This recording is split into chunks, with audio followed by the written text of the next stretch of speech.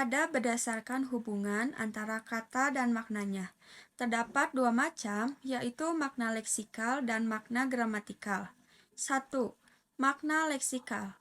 Makna leksikal atau disebut juga makna yang terdapat dalam kamus. Makna leksikal adalah makna lambang kebahasaan yang bersifat dasar.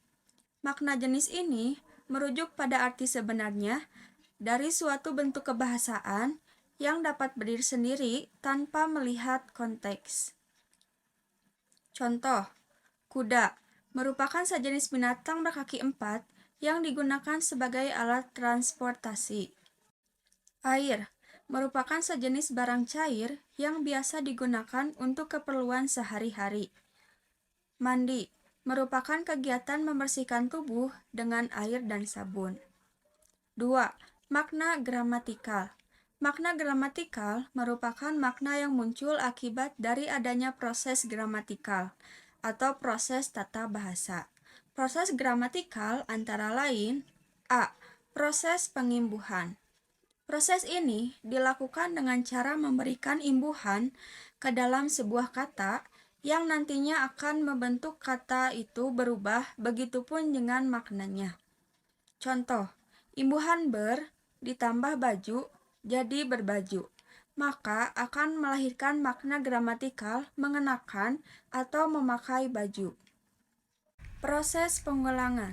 Misalnya, kata dasar jalan ketika mengalami proses pengulangan menjadi jalan-jalan, maka maknanya pun akan berbeda. C. Komposisi. Proses penggabungan dasar dengan dasar untuk mewadahi suatu konsep yang belum tertampung dalam sebuah kata. Contoh, kata merah merupakan salah satu warna. Namun, dalam kehidupan warna merah itu tidak semacam. Ada warna merah darah, merah delima, merah jambu, dan sebagainya. Yang kedua, ada berdasarkan ada dan tidaknya makna tambahan. Konotasi dan denotasi bukan istilah yang asing. Istilah konotasi dan denotasi digunakan dalam banyak hal, terutama dalam ilmu bahasa. Makna denotasi.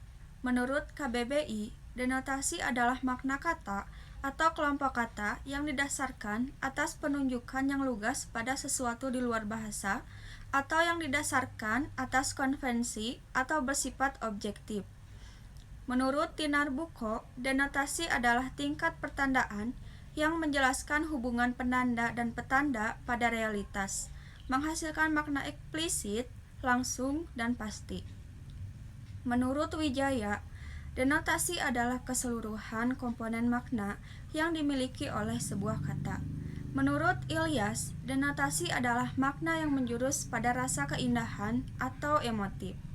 Jadi, kesimpulannya adalah makna denotasi adalah makna yang sesungguhnya yang banyak digunakan di dalam jurnal atau di dalam karya ilmiah karena menekankan aspek fakta. Makna konotatif atau konotasi.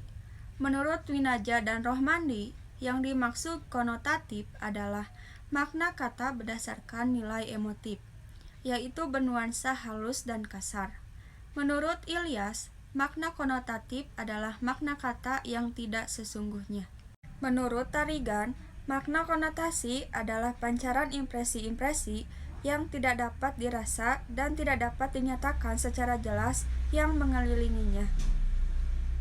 Jadi, kesimpulannya adalah sebuah kata memiliki makna konotasi apabila kata itu mempunyai nilai rasa, baik positif maupun negatif.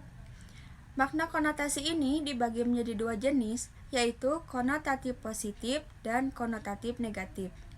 Pertama, makna konotatif positif merupakan kata kiasan yang mengandung nilai rasa baik atau lebih sopan.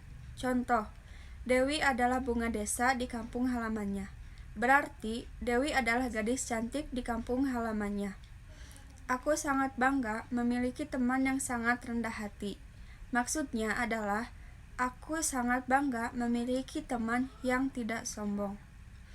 Kedua, makna konotatif negatif merupakan kata kiasan dan mengandung rasa buruk atau kurang baik.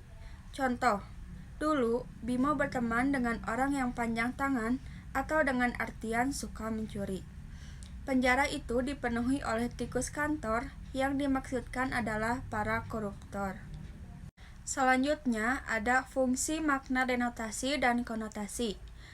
Fungsi makna denotasi diantaranya penulisan laporan, penulisan karya tulis, penulisan buku non-fiksi.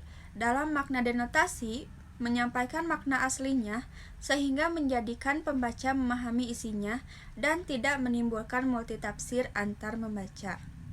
Fungsi makna konotasi diantaranya memperindah penulisan karya sastra seperti novel, cerpen, puisi, dan lain-lain.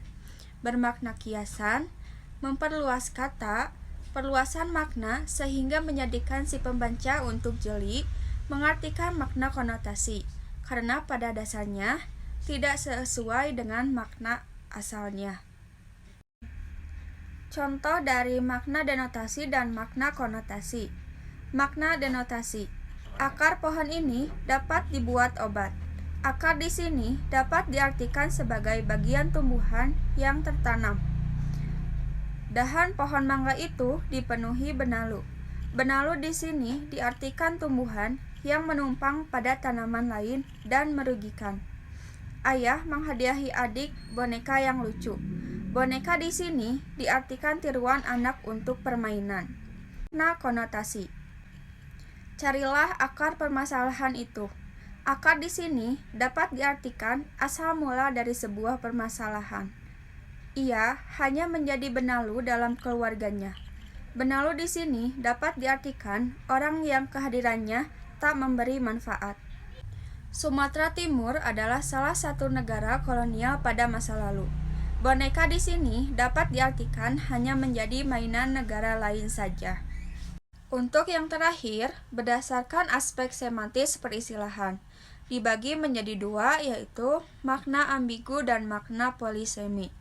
1. Makna ambigu. Kamus Besar Bahasa Indonesia atau KBBI mendefinisikan ambigu bermakna lebih dari satu, sehingga kadang-kadang menimbulkan keraguan, kekaburan, ketidakjelasan, dan sebagainya.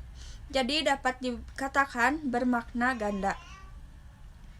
Kurang lebih sama dengan KBBI, Diana Nababan dalam buku Intisari Bahasa Indonesia untuk SMA menuliskan frase ambigu adalah frase yang menimbulkan makna ganda atau tidak jelas.